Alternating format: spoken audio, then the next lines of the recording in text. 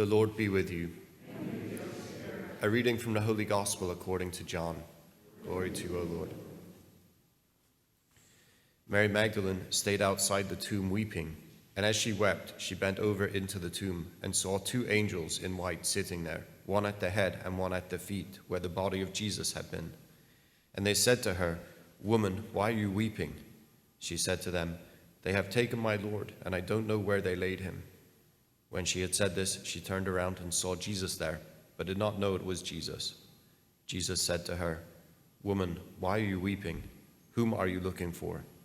She thought it was the gardener and said to him, "Sir, if you have carried him away, tell me where you laid him, and I will take him."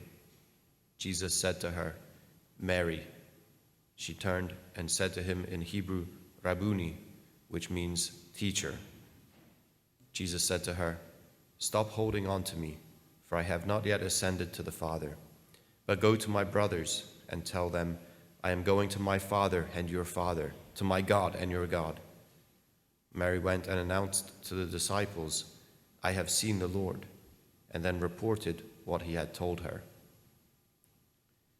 The Gospel of the Lord.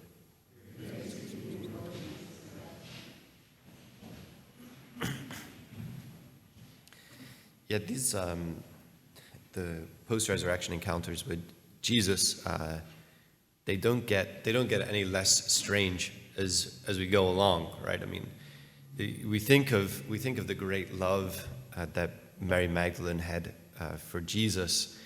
I'm sure it went all the way down to the details, and for her to not recognize him is really a very significant part of the narrative. It's perhaps part that if you were making up a story like this, you wouldn't dare to invent. It just doesn't make any sense at all for someone who so loved Jesus to not recognize him, except at the calling of her name. But yeah, it's there's a lot going on here. Just want to perhaps drill down on two different points. I think the message that Jesus gives to Mary Magdalene is very significant, and contains within it something of a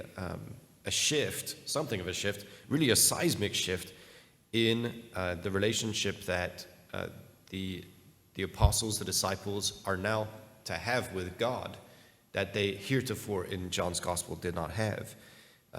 He says firstly, Jesus calls them his brothers, and this is a novelty here. We're in the 20th chapter of the Gospel of John, and we have not yet seen this language. "Go and tell my brothers, I am going to my Father and your Father. I'm going to my God and your God." Again, to this point of the Gospel, it's been, the Father, or the one who sent me, the Father who sent me. And now it's my Father and your Father. What's been affected in the death and resurrection of Jesus is that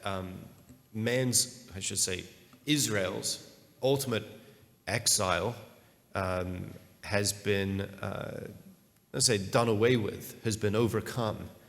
Right? So Jesus, in his death and resurrection, has in fact achieved a new exodus.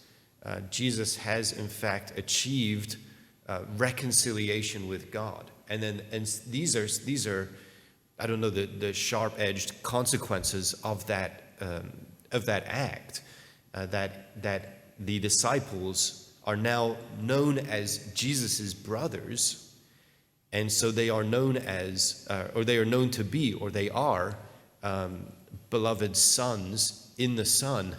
They are what Israel was, for some time, known to be, God's firstborn. But they claim that now as their reality in Christ, as their lived reality in Christ. So there are any number of ways to express this. We hear phrases like the forgiveness of sins. Forgiveness of sins is not simple like an individual turning away from his bad life and living a morally good life. The forgiveness of sins is Jesus effecting reconciliation with God, such that we can live now as restored human beings, as reconciled human beings, and not just, of course, us individually, but we as a people can live. I mean, this is an essential part of the new creation that God brings to life in the resurrection of Jesus, that has begun in Jesus and continues now in and through his body, the church. He wants that new creative work to happen, but it cannot happen unless we first receive forgiveness and then we allow it to work through us to whomever needs to be forgiven. I mean, this is I don't know, can I say this is the only challenge really that the world faces today? It's forgiveness and how we can apply God's forgivenness. I don't know. You perhaps have to think about it a little bit. See some puzzled faces. It's it's early in the morning still. It's this is where the resurrection narratives take place, though. It's like early in the morning. So Jesus is always stirring at this time. So he's stirring again. But yeah, this is it. Reconciliation, right? How do we live the life of God? How does God's love and his life come to us? It's only by forgiveness. It's only by forgiveness. It's only by his work of forgiveness. Every time we turn to him in prayer, every time we receive him in the sacraments, right? Every time his life is communicated to us, it's an act of forgiveness. It's an act of mercy on his part. Maybe you have to think about it. That's fine.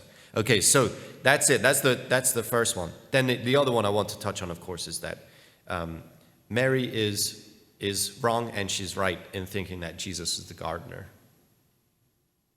Because he's the new Adam, right? He's the new man, and Adam's vocation was to be the slanted mirror that summed up creation's praise of God, sang God's praises on the part of creation, and also brought God's good and wise stewardship to every corner of creation. So Adam was intended to be the gardener, but also God himself is a gardener. I mean, this is what it is.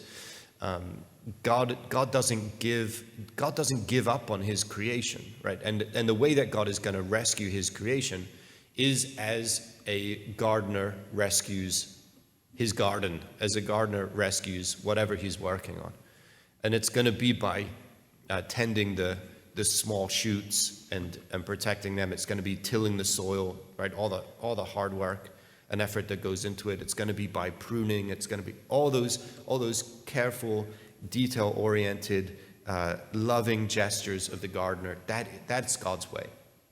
That's how he's going to bring about the new creation. So the seeds that he's sown, he will bring to full flourishing. And so something we don't understand still after all the parables, after Jesus' whole life and ministry and all the rest, we still don't understand how God works, and we still expect him to work in the way that gods of our own choosing would work, with a flash and a bang. Here, why God? Why don't you do something about that? He is doing something about that. He is doing something about that. Even if all he's doing is causing that question to arise in you, so that you take on the work of charity, you take on the work of love, you take on the work of mercy and forgiveness that you see unfolding in front of you, that you rise to meet the demands of. Right? I have to say this, try to get it out of my system. God is an upcycler. Do you know what upcycling is? Right? You take like things that are of lesser value, you turn them into greater value. Right? God, you have to look it up then. But God is, or talk to Lori about it, she knows what I'm saying. God is an upcycler. He makes something better of the raw material that he inherits. That's what a gardener does, right? That's the work that he's on about. So, it's ours, especially in this Easter season, to see all the many opportunities that are presented to us. We've lived through 40 days of prayer, fasting, and almsgiving. We now have, as the world is flooded with God's grace, the power of Jesus' resurrection, we're now more alert to see all the many ways that God's forgiveness, his mercy, his love needs to be brought into the world. And he's giving us the power to do it. He wants to renew the face of the earth. He wants to renew the face of the earth. That's why he's summoned you to himself. He's transformed you so that you can transform the world around you.